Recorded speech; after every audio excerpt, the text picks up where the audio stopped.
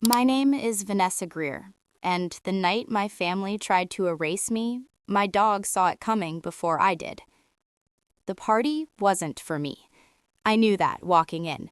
Francis's law school graduation, Fairmont Hotel, San Francisco.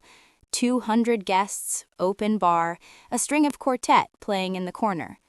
I drove 4 hours from Sacramento in a clearance dress with my Labrador Buck riding shotgun because I had nobody to leave him with. Buck wore his vest. Nobody questioned the vest. I found a corner table, kept to myself, watched my family work the room. My dad, Bernard, shaking hands. My mom, Joan, laughing too loud near the champagne. My sister Frances glowing in something expensive, collecting congratulations like she was born doing it, which in our family, she basically was. I was pouring water into Buck's travel bowl when my dad sat down across from me. He didn't say hello. He put a pen on the table. "We need your signature tonight," he said. "Inheritance waiver. It's the cleaner option." Buck lifted his head and looked at him. "Cleaner for who?" I asked. "Everyone." He stood back up, already moving on. "After the toast. Keep it simple." That was it. 15 seconds. 32 years of being the other daughter, and that's the conversation I got. I sat there while the party moved around me.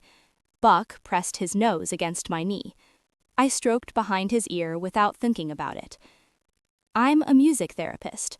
Stroke patients, brain injuries, people relearning how to exist in bodies that stopped cooperating.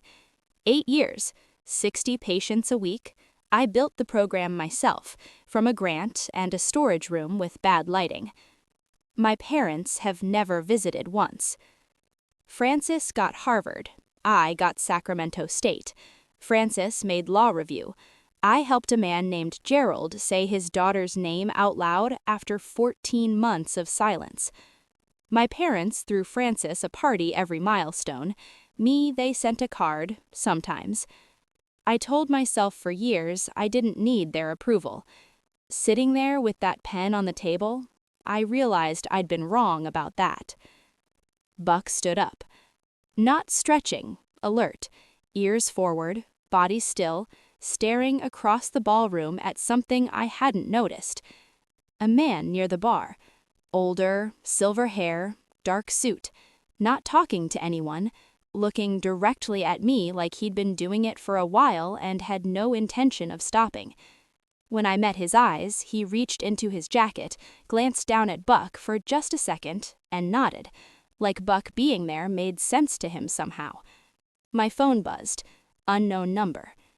"Don't sign anything. You don't have the full picture yet. Russ Hale." I looked up. He was already heading for the door. Buck pulled forward on the leash. Just once, watching him go. "Not yet," I told him. But my hand was already off the pen. 20 minutes later, I was on a stage in front of 200 people I didn't know with a signature line and my mother's handwriting on a document that would make me legally invisible. My dad spoke into the microphone, smooth, reasonable, final. The pen touched paper, and from the back of the room, Buck started barking. Buck never barked, not at strangers, not at other dogs, not even at the raccoon that got into my apartment last February. But he barked now, once, loud, the kind that cuts through a room. 200 heads turned, not toward me, toward the back doors. Russ Hale was walking back in. He moved through the crowd without apologizing for it. People stepped aside without knowing why. He was maybe 65, built like someone who used to be athletic and didn't entirely stop. Silver hair, dark suit, no tie.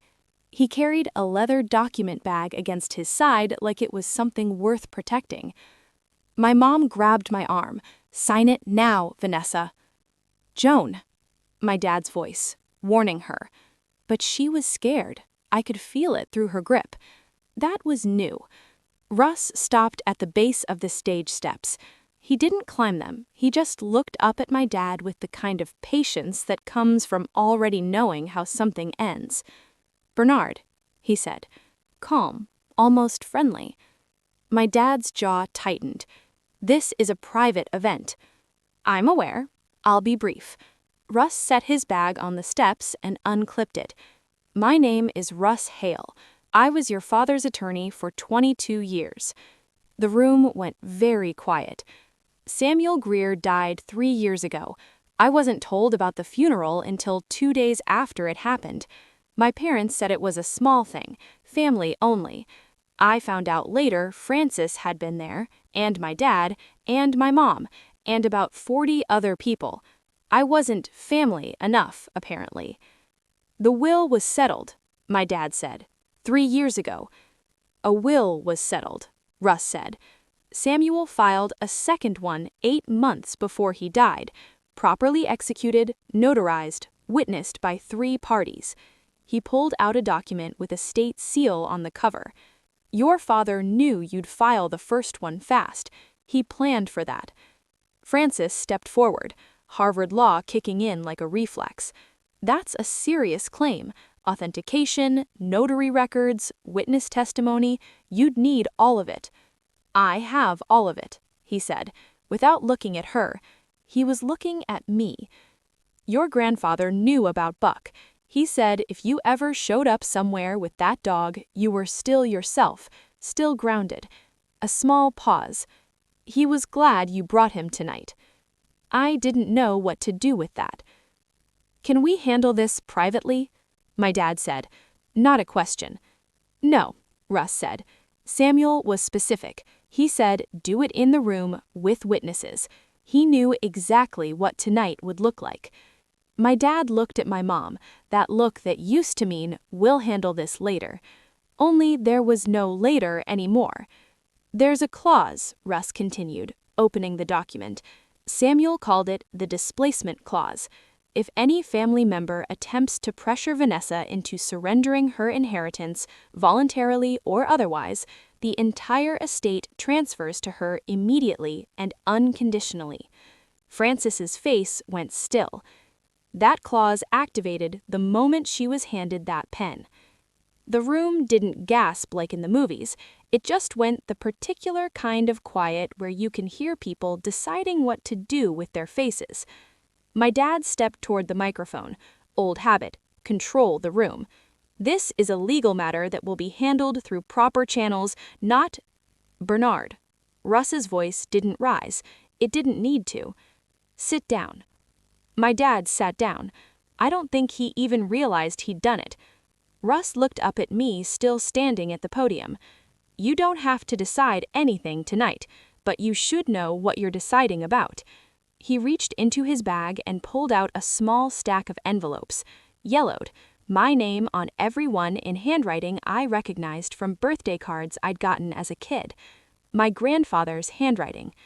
Buck stood up, walked up the 3 stage steps, sat down next to my feet. I put my hand on his head without thinking. "What's in them?" I asked. "Everything he knew," Russ said. "Everything your parents didn't want him to tell you." My dad's voice came from somewhere behind me, quieter now. "Vanessa, let's talk about this as a family." I picked up the envelopes, looked at my dad, at my mom, at Francis, who was staring at the floor. "We'll talk, but I'm reading these first." I read the first letter standing in a back corridor of the Fairmont while the party slowly died behind closed doors. Buck sat on my feet, full weight. He did that when he sensed I needed grounding. The handwriting was shaky but deliberate. "Vanessa, I've been watching your work. Not personally. I hired someone because your parents stopped telling me the truth about you years ago. I know about the program. I know about Gerald. I know you funded 3 months of it yourself when the grant collapsed. I know you never told anyone that. I should have called. I let your father manage my access to you. That was my failure. Dash. Pop." Pop. I hadn't used that word since I was 9. I sat on the floor. Buck climbed into my lap, too big to fit. Did it anyway. I let him. The letters weren't dramatic, just a man writing carefully to someone he'd been kept from, trying to say things correctly before he ran out of time. Letter 4 changed everything. Your father told me you quit, 2019. Burned out, he said. I believed him for 8 months. Then I called your center directly. You'd just been promoted. I'm still figuring out what to do with that kind of lie. I looked up. Russ was leaning against the wall, giving me space without pretending he wasn't there. How long did he know they were lying? I asked. Long enough to rewrite everything. Buck's ears went forward. The corridor door opened. Frances. Heels off, which she never did at events. She looked smaller. I didn't know about the letters, she said, sliding down against the wall across from me. But you knew about the will?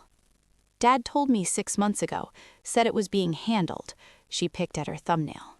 Old habit. I didn't ask what that meant. Because you didn't want to know. No, she said, clean, no defense. Buck walked over and sniffed her hand. Frances went still.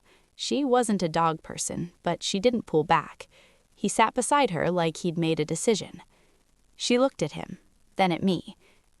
Does he like everyone? She asked. No, I said.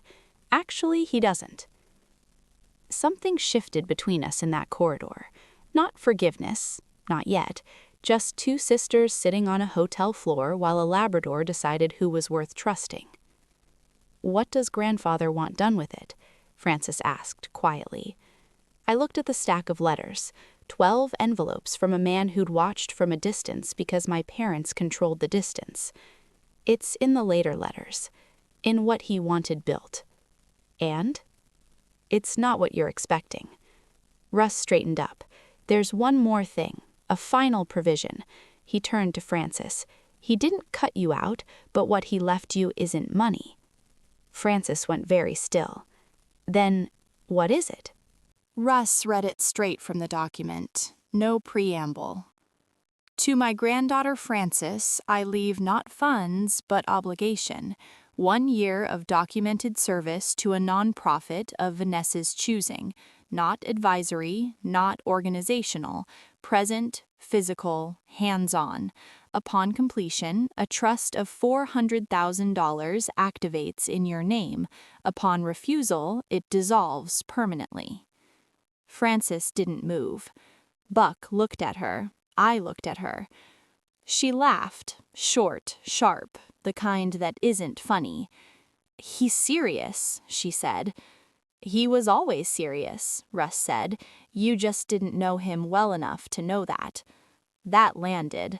Frances absorbed it without flinching, which told me she knew it was true. A year, she said. I have a job offer, White and Calloway. Start date is in 6 weeks. I know, Russ said. Samuel knew too. He wrote this provision after you accepted it. So he's asking me to walk away from my career. He's asking you to find out if you have one worth walking back to. Frances stood up, smoothed her dress. The composure was back, fast, like armor she kept within reach. I need air, she said. She walked back through the door. Buck watched her go, but didn't follow. Just me and Russ in the corridor now. The main estate, what does it actually look like? He handed me a summary sheet. I read it twice because the first time didn't stick.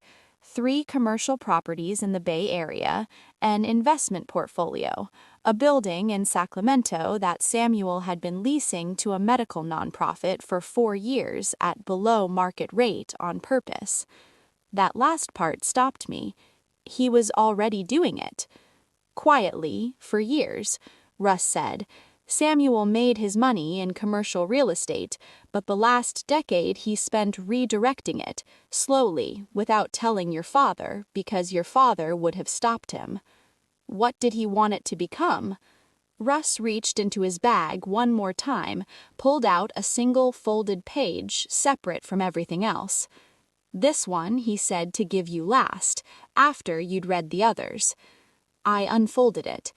It was shorter than the rest. Vanessa, The building on Morse Avenue in Sacramento, you've driven past it. It's 4 blocks from your center. I bought it in 2018 because I read about your program in a local paper, and I thought she's going to need more space someday. I've been holding it for you. Do what you know how to do, just do it bigger. Pop. I put the letter down on my knee. Buck put his chin on top of it. I don't know how long I sat there, long enough that the corridor got quiet and the sounds from the ballroom faded into something distant and unimportant. The door opened again, not Frances this time, my mom. Joan Greer without her event face on looked like someone I almost recognized. She stood in the doorway and didn't come in, which I think was the most honest thing she'd done all night. Your father wants to talk. I know he does. Vanessa, not tonight, Mom. She looked at Buck. He looked back at her. No tail wag, just steady. She nodded once, stepped back, let the door close. What do I do with the estate legally? I asked Russ. Walk me through it. We file the authenticated will Monday morning. Your father's team will likely contest. It won't hold. Samuel was thorough. But there's one thing that can complicate it. What? Your father has a co-signatory on 2 of the commercial properties, a silent partner who predates Samuel's ownership. Russ closed his bag. We don't know yet if he will cooperate or resist. Who is he? Russ stood, put on his jacket. That's what I need to find out before Monday, and I need to find out tonight. He handed me my card, started walking. Get some rest, he said without turning around. Tomorrow gets complicated. The door swung shut behind him. Buck stood up, stretched, looked at me like, now what? I looked at the building letter in my hand, 4 blocks from my center, held for 4 years, and I had no idea who the silent partner was or what they wanted. I slept 4 hours in a Sacramento motel off the highway because driving home at 2 a.m. felt like a bad idea. Buck took up 3/4 of the bed. I let him. Russ called at 7. His name is Samson Bridle, he said. He and your grandfather were partners for 11 years, original investors in 2 of the 3 properties. Do I know him? No, but your father does. Very well. A pause.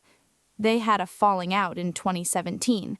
Samson walked away from the partnership. Samuel bought out his share on the commercial buildings. Except one. Which one? Morse Avenue. I sat up.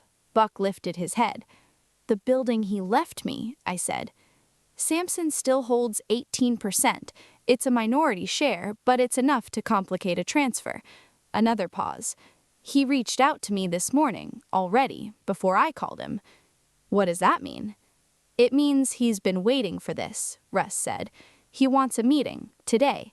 He asked specifically if you'd bring the dog. I didn't know what to do with that last part, so I set it aside.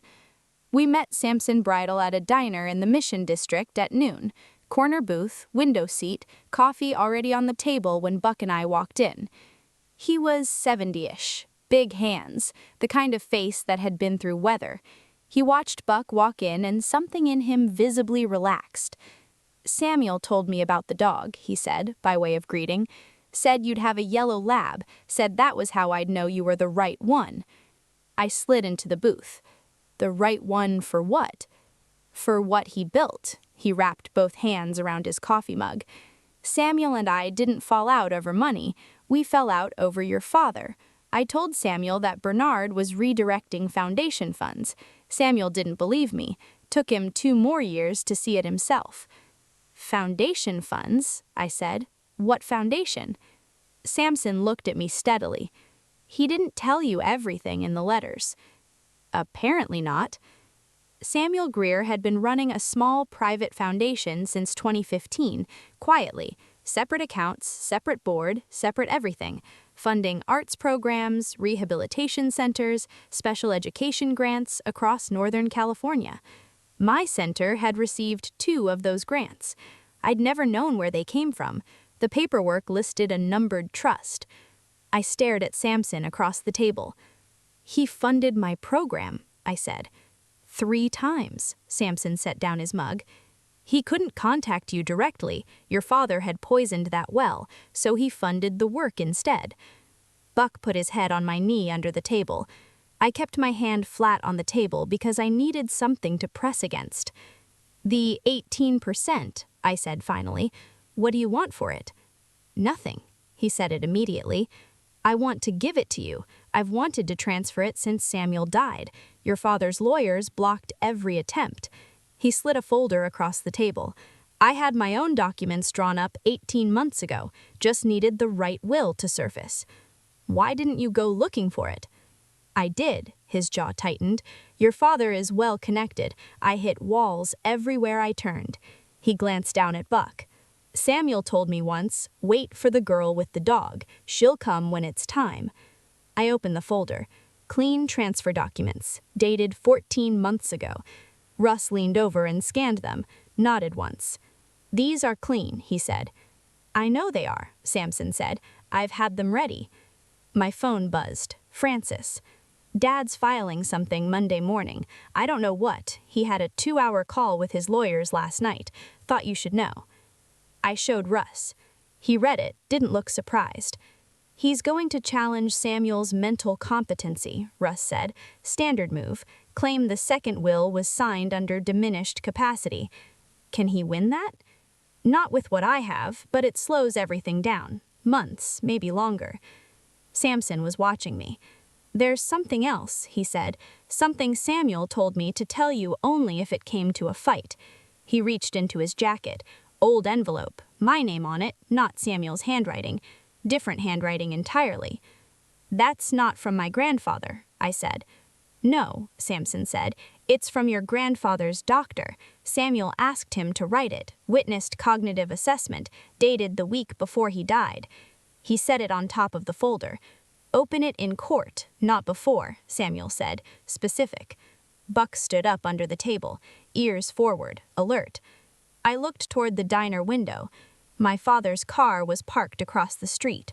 I slept 4 hours in a Sacramento motel off the highway because driving home at 2 a.m. felt like a bad idea.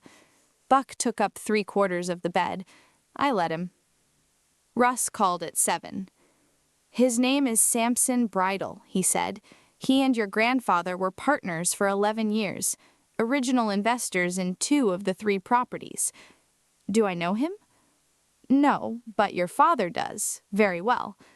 A pause. "They had a falling out in 2017. Samson walked away from the partnership. Samuel bought out his share on the commercial buildings. Except one." "Which one?" "Morse Avenue." I sat up. Buck lifted his head. "The building he left me," I said. "Samson still holds 18%. It's a minority share, but it's enough to complicate a transfer." Another pause. "He reached out to me this morning, already, before I called him." "What does that mean?" "It means he's been waiting for this," Russ said. "He wants a meeting, today. He asked specifically if you'd bring the dog." I didn't know what to do with that last part, so I set it aside. We met Samson Bridle at a diner in the Mission District at noon. Corner booth, window seat, coffee already on the table when Buck and I walked in. He was 70-ish, big hands, the kind of face that had been through weather. He watched Buck walk in and something in him visibly relaxed. "Samuel told me about the dog," he said, by way of greeting.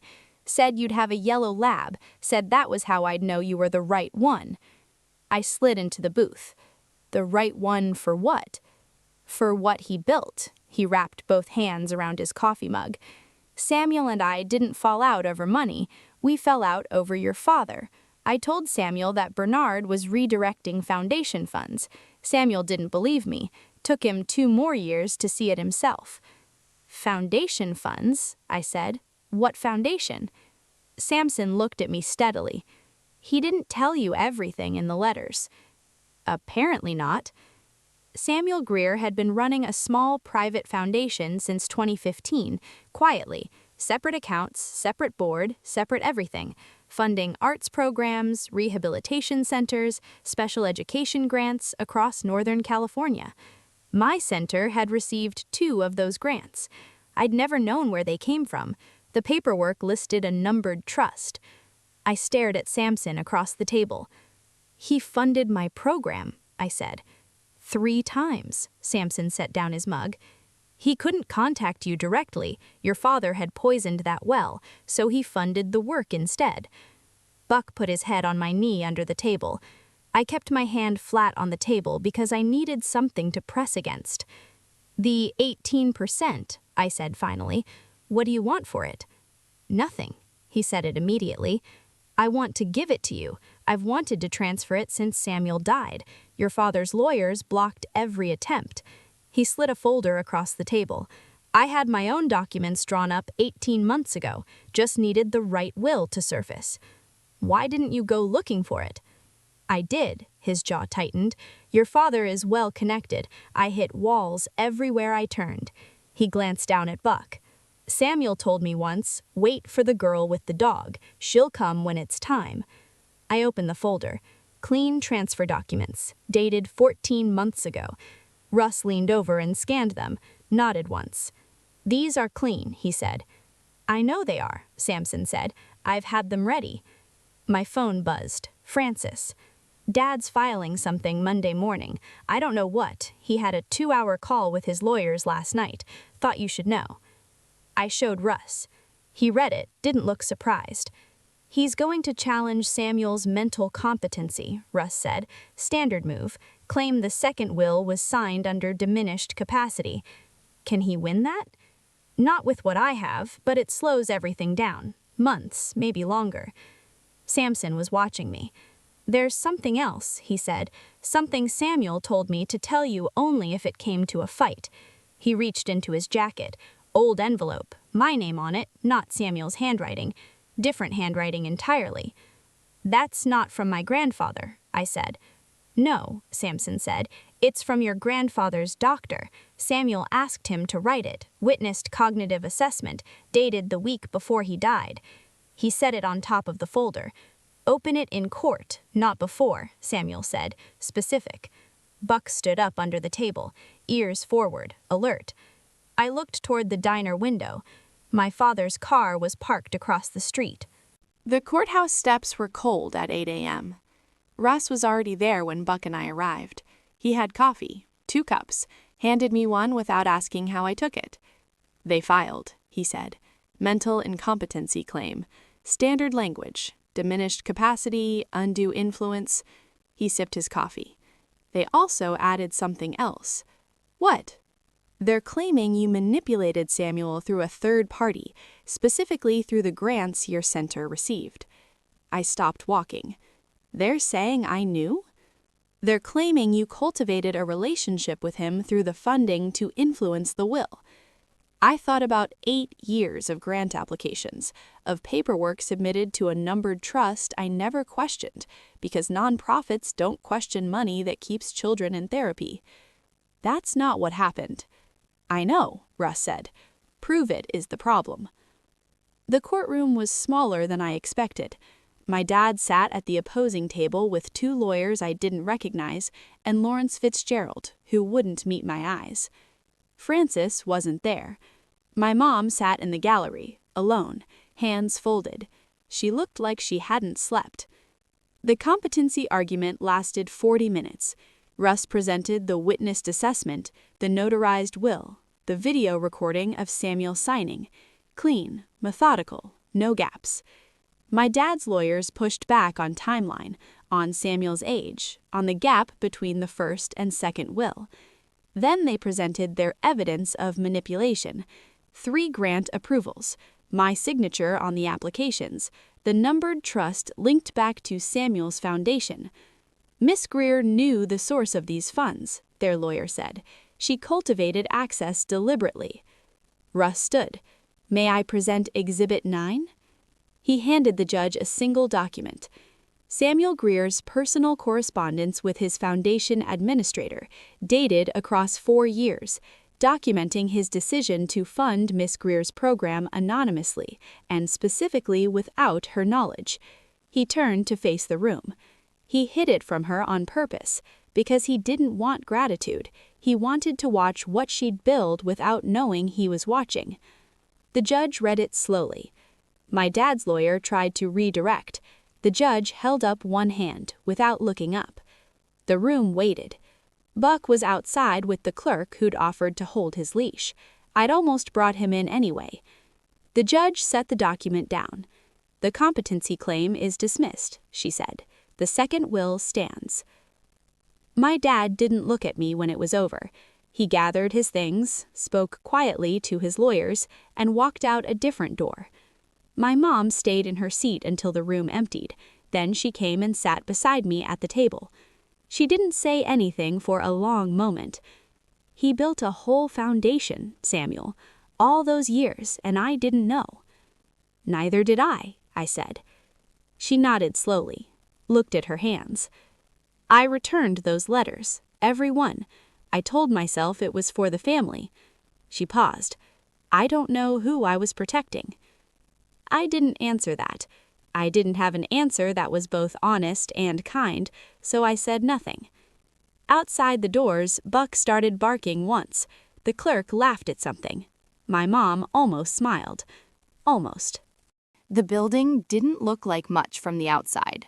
4 stories, brick, 1960s construction, a dry cleaner at the ground floor that had closed sometime last year, paper still in the windows, a faded awning the color of old mustard.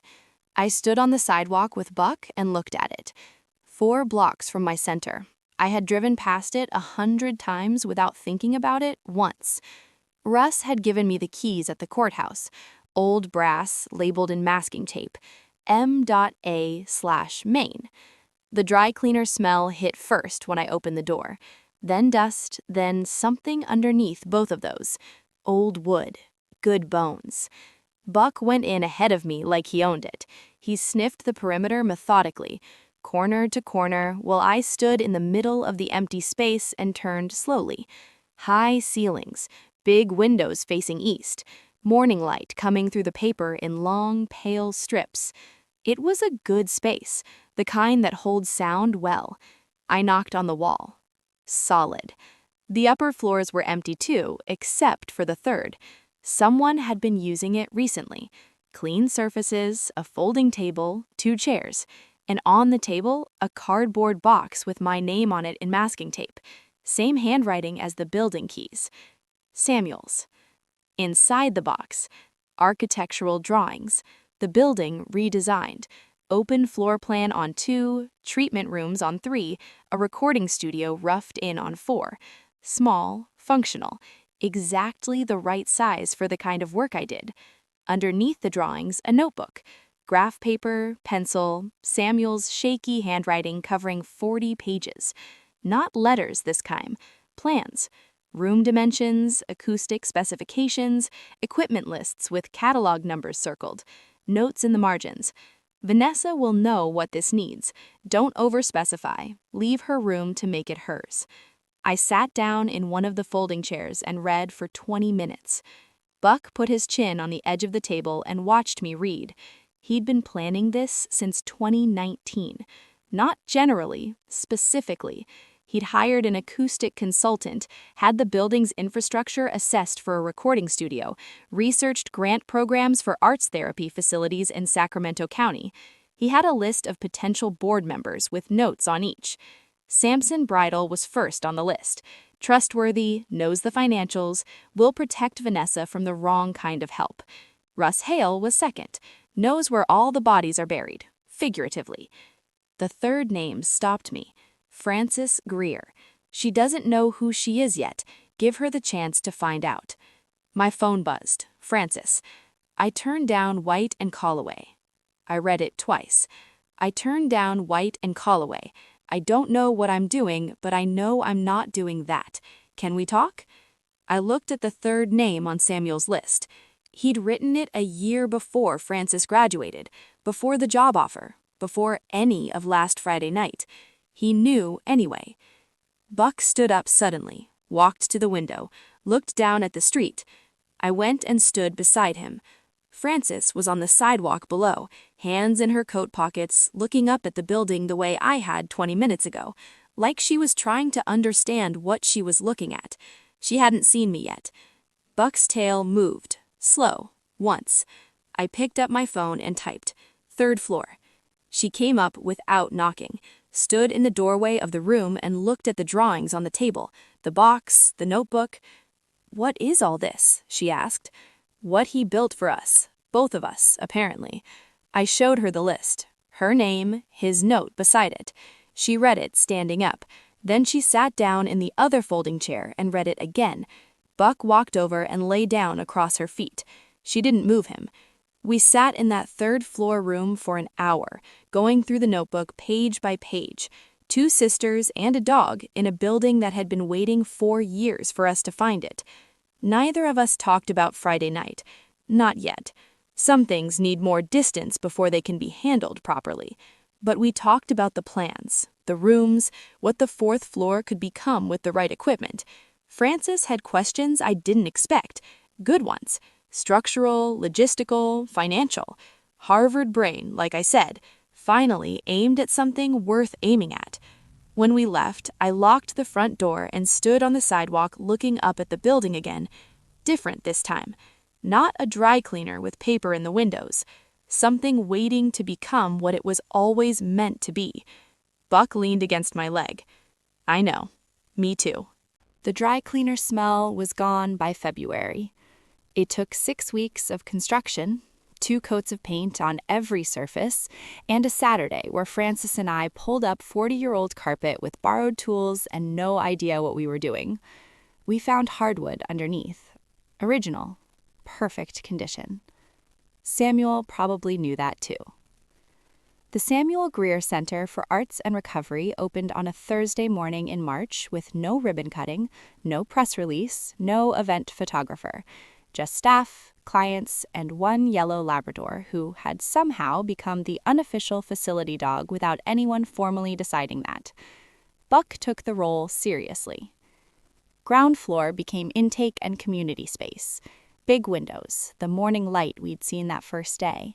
Long tables where families could sit and wait without feeling like they were waiting in a hospital. Second floor, open therapy rooms. Music, art, movement.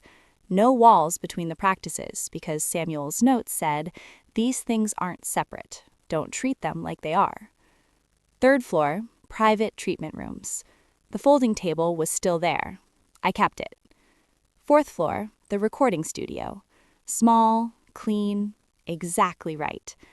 The acoustic consultant Samuel had hired in 2019 came back to finish what he'd started. He refused to charge us, said Samuel had already paid him in full. Of course he had. Frances ran operations, not from a distance, from a desk on the second floor where she could hear everything happening around her. She'd spent 2 months before opening shadowing every department, asking questions that sometimes annoyed people and usually improved things. She was good at it. Different kind of good than I expected. Less Harvard, more human. She still wore good clothes, but she kept paint on her hands most days now, which I don't think she noticed anymore. Gerald came in the 3rd week. He wasn't my patient anymore, hadn't been for 2 years, but he heard about the center and showed up on a Tuesday with his wife and asked if he could volunteer. He ran our Tuesday morning music group now, 63-year-old, stroke survivor, standing at the front of a room teaching rhythm to people who were exactly where he'd been 4 years ago. He brought homemade food every week without being asked. The clients called him Mr. G. Samson came by monthly for board meetings, always early, always brought coffee for the staff, every single person, remembered how they took it. Russ handled our legal structure from his office downtown. He never billed us full rate. We stopped arguing about it. My parents came on a Wednesday in April. I hadn't invited them. Frances had. She told me afterward, and I didn't say anything about it because I was still figuring out the line between moving forward and pretending. They came quietly, didn't announce themselves. My mom sat in a group session. My dad walked every floor twice without speaking. Before they left, my dad stood in the doorway of the recording studio for a long time. "Your grandfather would have liked this room," he said. "I know. That's why it's here." He nodded, walked out. Small, but real. Buck figured out the schedule faster than most staff. He knew which clients needed him close and which ones needed space. He knew when a session was going badly before I did. He'd position himself near whoever was struggling, not intrusively, just within reach. A 7-year-old girl named Maya, who hadn't spoken in group sessions for 3 weeks, started talking the day Buck fell asleep across her feet mid-session. She looked down at him, then looked up and said, "He's tired." 2 words. Room went still. Her therapist said it was the safest she'd ever seen Maya feel. I wasn't surprised. Buck had been doing that since the Fairmont. 6 months in, we had 60 registered clients, a wait list of 40, and 3 grant approvals pending. One was from a foundation I didn't recognize. Numbered Trust, Northern California Arts and Rehabilitation. I called Russ. "Is that—" "Samuel set it up to continue after him," Russ said. "Auto-renewal, board managed. He funded it forward 10 years. I sat with that for a moment. "He really did plan everything," I said. "He planned you," Russ said. The rest followed. I still taught at my center 4 days a week. Same patients, same work, same reason I started. The 5th day I spent at Morse Avenue. Some mornings I'd unlock the front door and stand in the ground floor for a minute before anyone arrived. Just the building, the morning light, the hard wood Samuel knew was under the carpet. Buck would walk his perimeter, corner to corner, same as the first day. Then he'd come and sit beside me and we'd wait for the day to start. I found the last thing Samuel left us in October, back of the storage room on the 3rd floor, behind shelving we hadn't moved until we needed the space. A framed photograph, Samuel and a woman I recognized as my grandmother, who died before I was born. They were young, standing in front of a building. I turned it over. His handwriting on the back, steadier than the letters, older. This was our first building, 1974. We had nothing but a plan and the belief that the work mattered. We were right. So are you.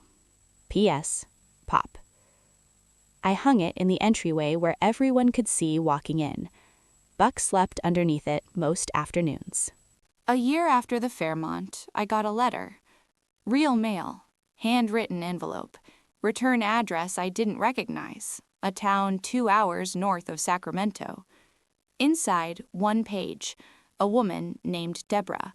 Her son had been a client at my old center 8 years ago. Selective mutism, 6 years old, wouldn't speak to anyone. I remembered him, quietly, the way you remember the ones that take longest to reach. He graduated high school last month, she wrote. Gave a speech in front of 400 people. I sat in the front row and cried the entire time. I've been meaning to write this for years. I just needed to wait until I had the right words. You were the right words, Miss Greer, for both of us. I read it twice at my desk. Buck was on the floor beside my chair. He put his head on my foot the way he always did when he sensed something shifting. I thought about Samuel writing letters in shaky handwriting, because some things take time to say correctly. I thought about Deborah waiting 8 years for the right words. I thought about a 6-year-old boy who found his voice in a room with bad lighting and borrowed art supplies. That evening, Frances came by the center after hours. She did that sometimes now, wandered in when the building was quiet and helped me close up.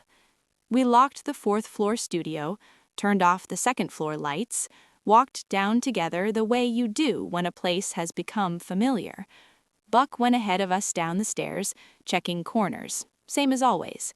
In the entryway, Frances stopped at Samuel's photograph. She did that most days, just looked at it for a moment. "Do you think he knew it would turn out like this?" she asked. "I think he knew it would turn out like something," I said. "He just trusted the person he was leaving it to." She was quiet for a moment. I almost signed that waiver for you, at the Fairmont. I almost told you it was the practical thing to do. I know. I'm glad I didn't. Me too. We stepped outside. Cold evening, clear sky, Sacramento doing that thing in autumn where the air smells like something ending and something else beginning at the same time. Buck sat on the top step and looked at the street. Not alert, not watching for anything, just present, settled, like he knew we were exactly where we were supposed to be. I stood beside him and looked at the building. Morse Avenue, 4 stories, brick, morning light through east-facing windows. A dry cleaner that became something Samuel drew in pencil on graph paper in a room where nobody could see him planning. A building that waited 4 years for the right person to unlock it. My grandfather never told me he was proud of me. He didn't get the chance. But he bought a building 4 blocks from my work and held it quietly for 4 years while my parents told him I'd quit. That's the same thing. That's exactly the same thing. I still teach 4 days a week, same patients, same work, same reason I started. Buck still does his perimeter check every morning, corner to corner, then comes and sits beside me while the day begins. Some inheritances are money, some are buildings, some are just a man writing letters in shaky handwriting who wanted you to know that someone was watching, that someone saw what you were building, that someone thought it mattered enough to protect. That's what Samuel left me, not a fortune, the proof that the work was always worth it. If you've ever kept going without anyone telling you it was worth it, this one was for you. Thank you for reading Vanessa's story.